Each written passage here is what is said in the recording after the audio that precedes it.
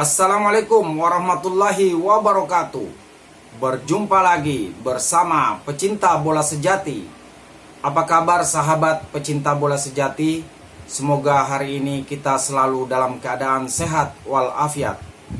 Hari ini saya akan memberikan video Bung Opan Lamara pecundangi Akmal Marhali. Ikuti informasinya lebih lanjut. Mari kita simak videonya bersama-sama. Jadi saya mau tanya sama Gita, kenapa disangkut pautkan, diperbandingkan dengan STY? Waktu pegang tim kelompok usia, Juli 2022 gagal di AFF, gagal ke semifinal bos. Di Patriot, Canda Braga, yang kemudian apa istilahnya? Misu-misu soal aturan itu apa? Aturan AFF.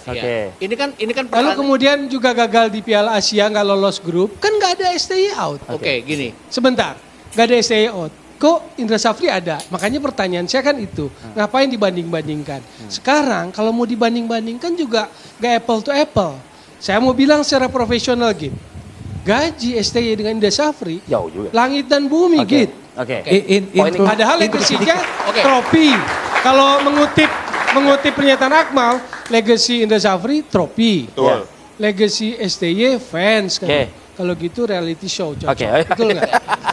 Tapi kan ini kan tadi dibandingannya adalah under 20 Indra Safri yang nggak jadi ke Piala Dunia dibandingkan dengan under 20 sekarang. Itu tadi di luar mereka cuma dapat 4 poin. Lawan Irak tuh kita punya 4 peluang yang kita tidak bisa jadikan gol. Kelemahannya STY itu balik lagi STY nih adalah penyelesaian akhir.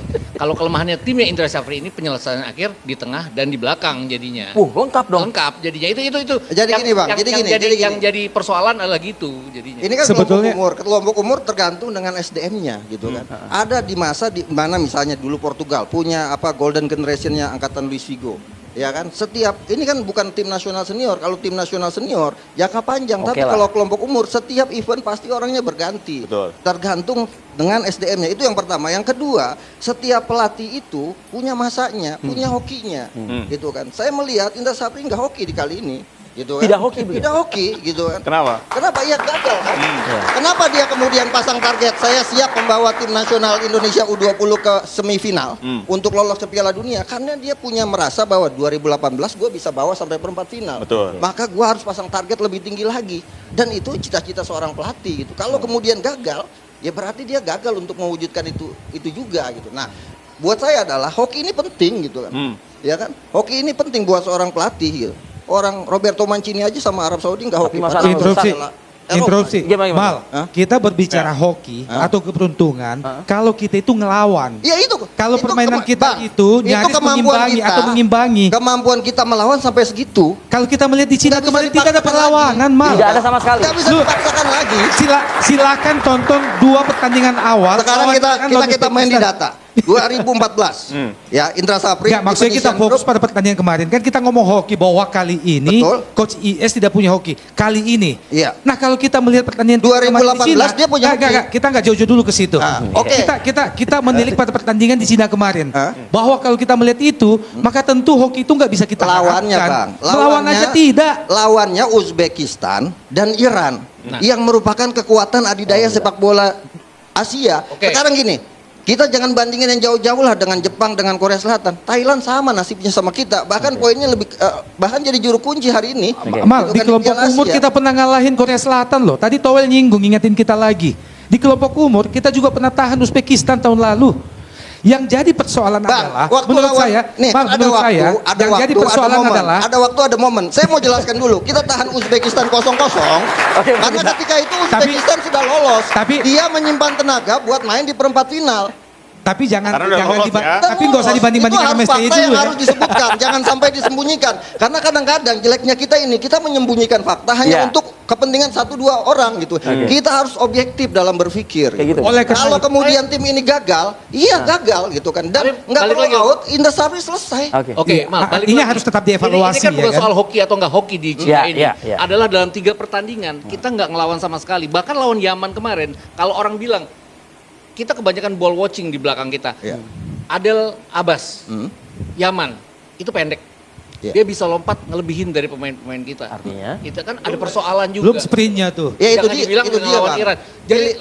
Ntar dulu. Dari lawan Jordania di Sidoarjo, dari lawan Suriah di Sidoarjo, kita kan keteteran. Lawan Jordan, kita bisa menguasai jalannya pertandingan setelah 20 menit di mana mereka main dengan 10 pemain. Nah artinya gini, saya bicara soal SDM, lagi-lagi gini, ini sebenarnya kegagalan kita di Piala Asia ini Oke. ada hikmahnya. Ini judulnya Hikmahnya Indra Sapri adalah- atau STY sih? Enggak, gini Bang, gini.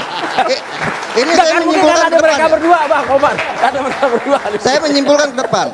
Ada hikmah yang harus kita ambil dari kegagalan Oke. ini. Bahwasanya kita ini lemah dalam pembinaan. Oke. Tim nasional yang kuat itu lahir dari pembinaan yang hebat dan kompetisi yang sehat. Oke. Selama Baik. pembinaan kita tidak berjalan dengan sehat, tidak baik, tidak sistemik, tidak terstruktur, ketika itu kita tidak akan menghasilkan Oke. tim nasional yang hebat. Oke, kita aplaus dulu sekali lagi ya malam ini ya. Kita ini sehingga kemudian hasilnya juga lemah. Baik.